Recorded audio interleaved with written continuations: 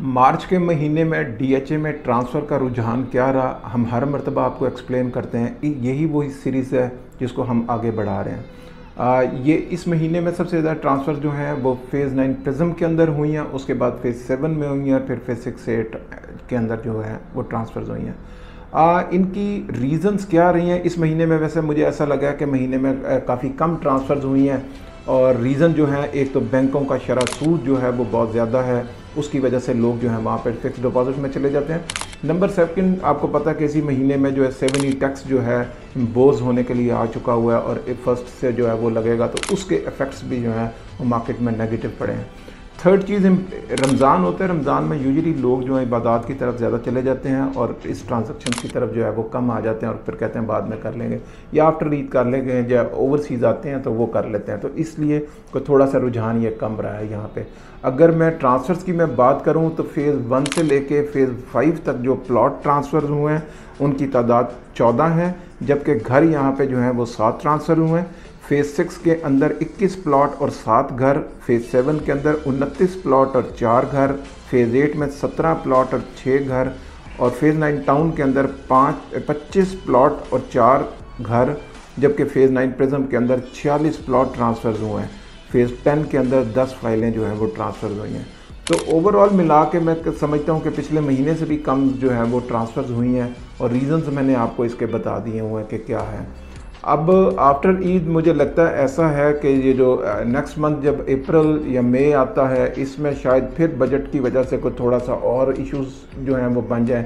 जैसे आईएमएफ से अभी पैसे लिए हैं और अब उसके शराइत मानने के लिए डीसी रेट या एफबीआर रेट को इंक्रीज़ भी किया जाएगा, और फिर इनकी जो वैल्यूज़ हैं वो भी इंक्रीज़ की जाएंगी, परसेंटेज भी एंड वैल्यूज़ भी, तो उससे फिर एक और नेगेटिव इम्पैक्ट पड़ेगा। लेकिन ऐसा तो होगा ज़रूर, पहले तो मैं आपको ये क्लियर कर दूं कि ये होने को जा रहा है।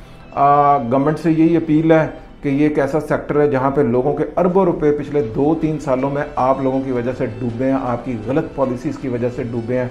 आप लोगों ने जब से ये PDM 1 एंड PDM 2 इस वक्त आई हुई है, और इन्होंने जो भी भरमार मारी है यहाँ पे टैक्सेस की, अपने सारे केसेस माफ़ कर दिए और यहाँ पे सारे केसेस इनके खोल दिए हैं, क्योंकि आपकी प्रॉपर्टी तो यहाँ है ही नहीं, आपकी सारी जायदादें बाहर हैं।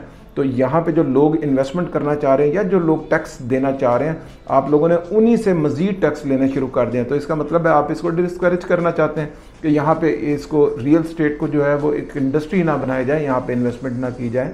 तो मेरी आपसे यही गुजारिश है कि करोड़ों लोग डायरेक्टली और इनडायरेक्टली इस रोज़गार से जो है मुंसलिक हैं। ये एक बहुत बड़ी इंडस्ट्री है और जो बहुत बड़ी रेमिटेंस आपको देती है। जो आपने IMF से पैसे लेने हैं वो इससे ज़्यादा पैसे आपको रियल स्टेट में मिल सकते हैं, लेकिन आपकी अगर पॉलिसी जो है वो फ्रेंडली होंगी तो ये आपको इससे ज़्यादा पैसे दे सकते हैं। हमारे यहाँ पे हर एसोसिएशंस हैं पूरे पाकिस्तान में, डिफरेंट एसोसिएशंस हैं, आप उनको बुलाएं, उनसे मिलकर मशावरत करें। मेरा ख्याल है वो आपको ज़्यादा बेहतर सोल्यूशन दे सकते हैं, ना कि IMF दे सकता है। आपको जितने पैसे चाहिए वो आपको ये ज़्यादा बेहतर दे सकते हैं। पता नहीं क्यों आप IMF से ही पैसा लेना चाहते हैं, जबकि हमारे यहाँ पे लोगों के पास इससे ज़्यादा पैसे आपको वो मदद भी कर सकते हैं। और दूसरे तरीके से भी टैक्सेस में अगर आप ये करते हैं, इसमें कमी लाते हैं, चीज़ों को मैनेज करते हैं, तो ये मेरा ख्याल है कि आपको ज़्यादा।